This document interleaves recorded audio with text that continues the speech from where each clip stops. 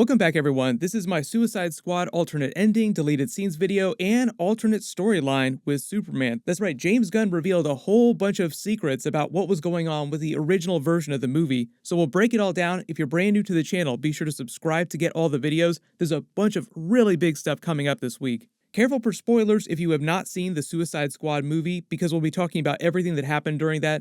But recently, James Gunn has been revealing a lot of alternate endings, deleted scenes, alternate storylines for the Suicide Squad movie, and even some fully alternate DC movies that Warner Brothers tried to get him to make when he first started working on the Suicide Squad movie. Some of those other early ideas that he wound up not doing will eventually turn into future DC movies, and James Gunn did say that he would be doing more DC movies with DC villains, probably after Guardians of the Galaxy 3 is done. Just got a tiny little Marvel movie to make, and then release that Peacemaker HBO series that they just teased during the post-credit scene. But probably the biggest bombshell that he dropped this past week is that he revealed an alternate Suicide Squad storyline that he started with that was going to be all about Superman instead of Starro. All those of you hoping for a new Henry Cavill Superman movie these past couple of years, he did say back in 2018 when he was first meeting with them that Warner Brothers tried to get him to make a regular Superman movie. Like, that was the first thing that they said when they were offering him different ideas like, here, these are all the movies that you could do.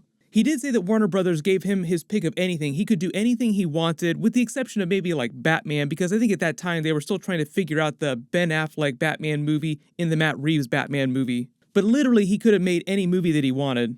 So it sounds like back in the middle of 2018 when he was first meeting with them and they landed on Suicide Squad, his initial idea to make Superman the main villain of the movie, like Suicide Squad versus Superman instead of Starro, that idea came out of Warner Brothers' desire for a new Superman project of some kind. Because it sounds like when this was happening a couple of years ago, they really wanted the right person to swoop in and make a new Superman movie. So the Suicide Squad versus Superman movie was basically the first version of this movie that we just got done watching. Obviously the plot would have been very different because of the way they explained Starro's backstory in Corto Maltese, but this is me just quoting the way that he talked about it, so I'm paraphrasing him. He said, "When I started writing the Suicide Squad, one idea was that they would fight Superman. The Suicide Squad has to catch Superman for some reason. Superman has gotten out of hand, or Superman is being controlled by someone, like mind-controlled. And then this group of super lousy villains has to face the most powerful hero in the world." You also have to remember that when this was happening, James Gunn had also just finished making the Brightburn movie, so you can see how he had evil Superman on the brain, because that movie is kind of an evil Superman movie, or a Homelander movie if you want to make a reference to The Boys.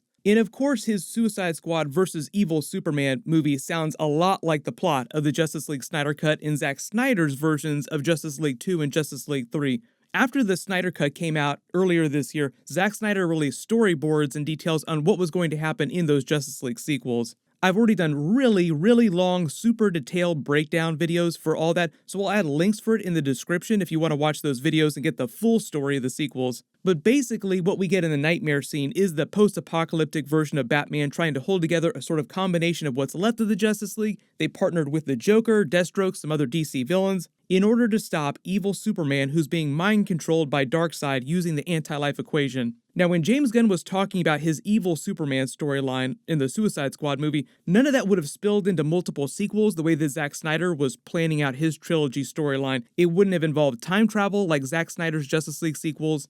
And even though he would have had to reference the Justice League in some way because you have Superman, you have to reference the Justice League when he shows up, in that version of his Suicide Squad movie, Batman, Wonder Woman, The Flash, Aquaman, Green Lantern, even Martian Manhunter probably would not have been huge characters. Because the whole idea of the movie, the whole pitch, was that it was supposed to be a bunch of rejects versus the most powerful being on the planet. Like, how the hell are they ever going to beat Superman? It's almost impossible, let alone evil Superman. Like, regular Superman would try to avoid killing anyone, so you might be able to reason with him, but evil Superman, who does not pull his punches, is like the angel of death. You have zero chance of survival unless you're laced with kryptonite or you have Batman on your team.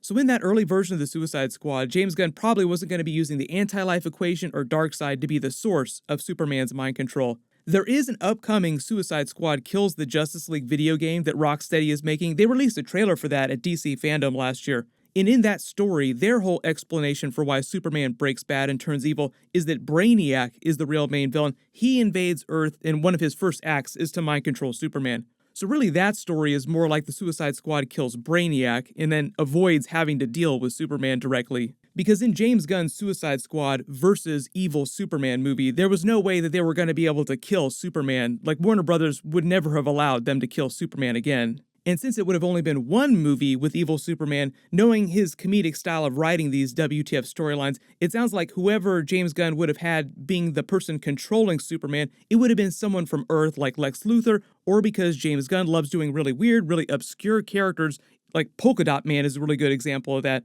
The person mind controlling Superman probably would have been a super obscure DC villain with mind control powers. The version of the movie that we actually got in theaters and on HBO Max also sounds like it was born from some of the elements of that original Evil Superman version of the movie. So because of the way he used the US government as the secret main villain of the actual film, it also sounds like maybe the government would have secretly been behind the attempts to mind control Superman, and in the way that they were using the Thinker villain to experiment on Starro, weaponizing his mind control, they would have hired another DC villain, or maybe Thinker as well, to try and mind control Superman using some other technology, or even using another version of Starro, and that's how Evil Superman spirals out of control.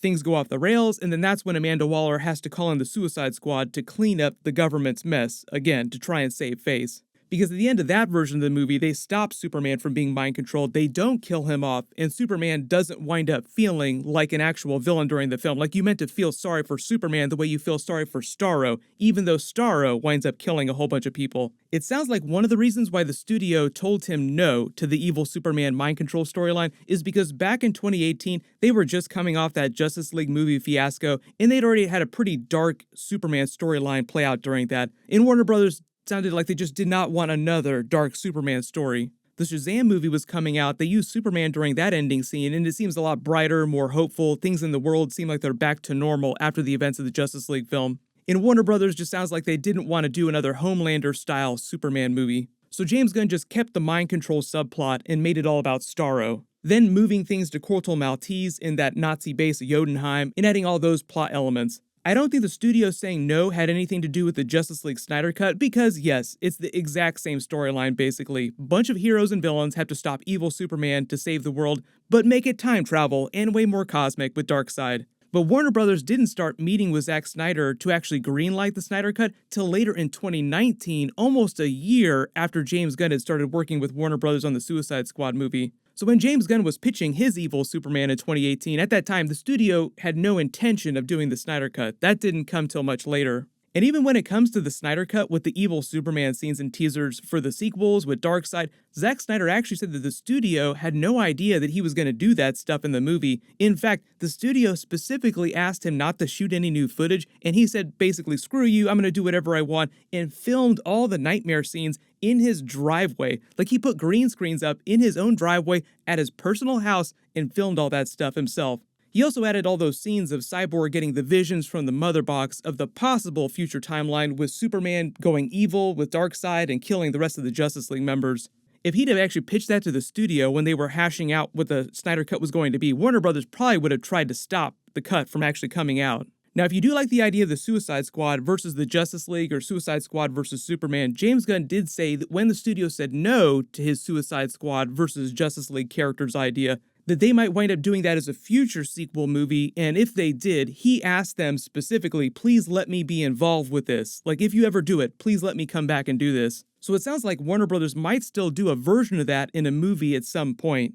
The other big alternate ending scenes for the Suicide Squad movie that he recently explained were that originally the movie would have had a much darker ending. Like, the actual ending of the movie seems relatively light and happy despite all the WTF moments. The body count is very high, but the vibe overall is positive, the way they leave things with all the characters. They defeat Starro, even though it's a tragic death. Bloodsport befriends Sebastian the Rat. Amanda Waller calls a truce because of the hard drive data. They all get to go free. The survivors get to go free. Even Peacemaker seems like his life is looking up. In the original ending, it sounds like Amanda Waller would have actually pressed more buttons, killing a couple other team members. I believe they were also going to play Harley Quinn's ending as if she really does almost die, like they take her way closer to death. They still would have defeated Starro, but the music tracks that they play over all this probably would have been way more WTF. Like, they play it more for comedy, like you have Polka Dot Man taking down his mother, and it's kind of a funny WTF moment. Also, the way they play Harley Quinn killing Starro with the javelin, like jumping into his eye, it plays out almost exactly like the dream sequence from earlier in the movie when she's hallucinating all the flowers killing those guards while she's escaping from prison. So it sounds like James Gunn's original darker ending just made the studio worry that it would feel too much like the darker ending from the original Suicide Squad movie. The only character James Gunn said that he never planned on killing off at any point was King Shark, just he loved that character so much he never wanted to kill him. Otherwise, it does sound like there were other versions of these ending scenes where the main characters outside of King Shark either die or wind up more like Peacemaker, like completely mangled bodies in a coma or in a hospital bed at some point. But the next big sequel that James Gunn is working on in the DC Universe is that John Cena Peacemaker HBO series. It's a direct sequel to the events of the movie. He's going to be going out on more missions for Amanda Waller. There'll be 8 episodes total, and it's going to start airing in January. I will be doing full episode videos for that. They did say that it will set up and cross over with other future DC movies. They didn't say which future DC movies it's going to set up, just that it will. James Gunn said the story of those episodes gets way more science fiction-y than you're expecting, which really makes me curious about what it's actually going to be setting up. It should be pretty cool. But like I said, his next big movie is going to be Guardians of the Galaxy 3 in the Marvel Universe, and that'll basically tie in with the events of Thor: Love and Thunder. There's also a Guardians of the Galaxy holiday special, which is going to be their Marvel version of a Star Wars holiday special, which will be canon to Guardians of the Galaxy 3.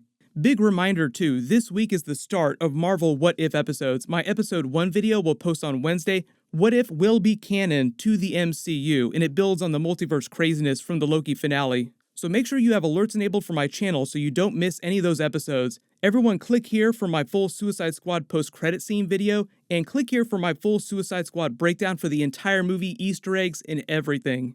Thank you so much for watching, everyone stay safe, and I'll see you guys in the next video.